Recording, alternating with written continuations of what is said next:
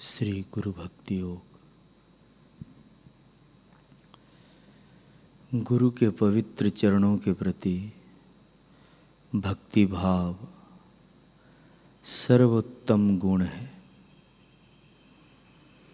इस गुण को तत्परता एवं परिश्रम पूर्वक विकसित किया जाए तो इस संसार के दुख और अज्ञान के कीचड़ से मुक्त होकर शिष्य अकुट आनंद और परम सुख के स्वर्ग को प्राप्त करता है। अगर आप गुरु सेवा में रममाण रहते हैं तो आप चिंताओं को जीत सकते हैं। जब चिंताओं का यह अचूक मारण है,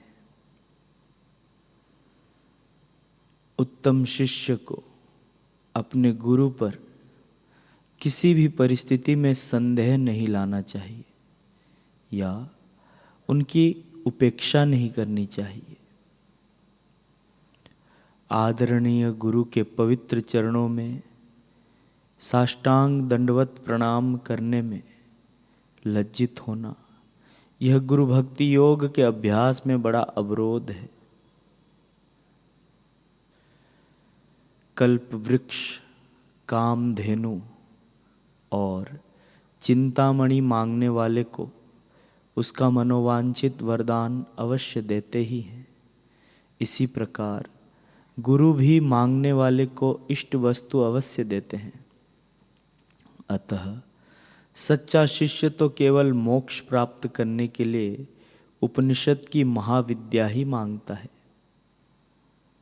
जिस प्रकार बालक जब धीरे धीरे कदम रखता है और स्वतंत्र रीति से चलने की कोशिश करता है, तब कभी कभी गिर पड़ता है और फिर खड़ा होता है तथा माँ की सहायता की जरूरत पड़ने पर उसकी सहायता मांगता है।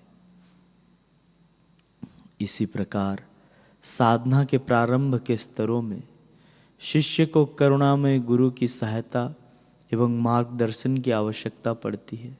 अतः उसे वह मांगना चाहिए। सच्चे शिष्य को मोक्ष के लिए तीव्र आकांक्षा होनी चाहिए तथा संभव हो उतनी तमाम रीतियों से वह आकांक्षा प्रकट करनी चाहिए। तभी उसकी इच्छा की पूर्ति करने में गुरु उसे सहायभूत हो सकते हैं। इस आकांक्षा को प्रयत्न कह सकते हैं और गुरु की करुणा में सहायता को माता की वात्सल्यमय कृपा कह सकते हैं। सुंदर ढंग से निर्मित मूर्ति के लिए दो चीजें आवश्यक हैं। एक है अखंड कमी रहित अच्छा संगमरमर का टुकड़ा और दूसरी चीज है कुशल शिल्पी। संगमरमर का टुकड़ा शिल्पी के हाथ में रहना अनिवार्य है, जिससे छेनी के द्वारा उसे कुरेद कर सुंदर मूर्ति बनाई जा सके। इसी प्रकार शिष्य को भी चाहिए कि वह अपने आप को स्वच्छ और शुद्ध करके बिल्कुल क्षति रहित संगमरमर के टुकड़े जैसा बनाए और अपने गुरु के कुशल मार्गदर्शन में रख दे, जिससे गुरु छेनी से उसे कुरेद कर प्रभु की दिव्य मूर्ति में परिवर्तित कर सके। जैसे सूर्य उदय होते ही तमाम अंधकार का तुरंत नाश हो जाता है, वैसे ही गुरु कृपा उतरते ही शिष्य के मन में आवरण और अविद्या का तुरंत नाश हो जाता है। जीवन में मेरे प्रियतम और निकटतम संबंधी मेरे गुरु ही हैं। उसके बाद मेरी माता, फिर मेरे पिता। मेरा प्रथम आदर गुरु के लिए है। यदि मेरे पिता कहें यह करो और मेरे गुरु कहें इसे मत करो, तो मैं वह नहीं करूँगा। गुरु मेरे जीवात्मा को मुक्त करते हैं।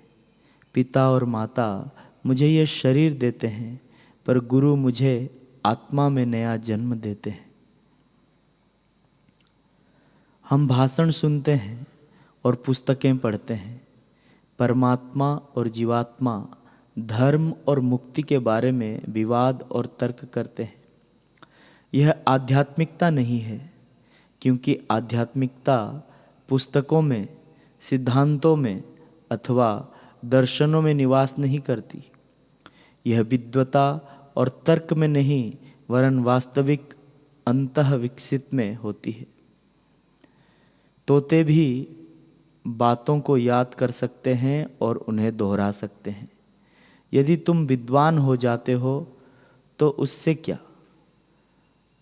गधे पूरा पुस्तकालय ढोते फिरते हैं। इसलिए जब वास्तविक प्रकाश आएगा तो पुस्तकों की यह विद्वता किताबी विद्वता नहीं रहेगी। वह मनुष्य जो अपना नाम भी नहीं लिख सकता पूर्णतया धार्मिक हो सकता है, और वह मनुष्य जिसके मस्तिष्क में संसार के सब पुस्तकालय भरे हों वैसा होने में असफल रह सकता है। विद्वता आध्यात्मिक प्रगति की शर्त नहीं है।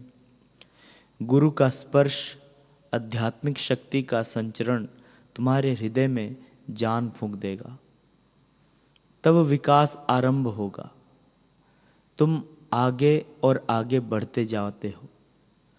गुरु ऐसा मनुष्य होना चाहिए जिसने जान लिया है देवी सत्य को, वास्तव में अनुभव कर लिया है और अपने को आत्मा के रूप में देख लिया है।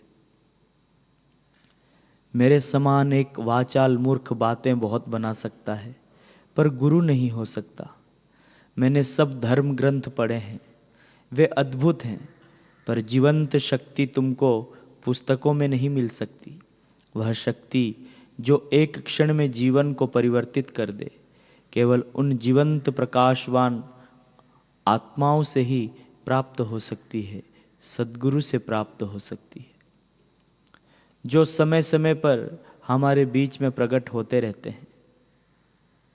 शिष्य को गुरु की पूजा स्वयं ईश्वर के समान करनी चाहिए। जब तक मनुष्य ईश्वर का साक्षात्कार स्वयं ही ना कर ले, वह अधिक से अधिक सजीव ईश्वर को अर्थात गुरु को ही ईश्वर रूप जानकर उनका पूजन वंदन करे। इसके अतिरिक्त वह ईश्वर को कैसे जानेगा? गुरु ही ईश्वर है, उससे तनिक भी कम नहीं। गुरु वह आभामय चेहरा है जिसे ईश्वर हम तक पहुंचने के लिए धारण करता है। जब हम एकटक उसे निहारते हैं तो धीरे धीरे ईश्वर प्रकट हो जाता है। मैं गुरु को नमस्कार करता हूँ, जो देवी आनंद की मूर्ति है, उच्चतम ज्ञान के विग्रह हैं और महानतम देवी आनंद के दाता हैं, जो शुद्ध, पूर्ण, अद्वितीय, सनातन, सब सुख दुख से परे, सर्वगुणातीत और सर्वोच्च हैं। वास्तव में गुरु ऐसे होते हैं। इसमें आश्चर्य की कोई बात नहीं कि शिष्य उन्हें ईश्वर समझता है और उनमें विश्वास रखता है, श्रद्धा रखता है, उनकी आज्ञा पालता है और बिना शंका किए उनके पीछे चलता है। गुरु और शिष्य के बीच का संबंध ऐसा ही है। स्वामी विवेकानंद।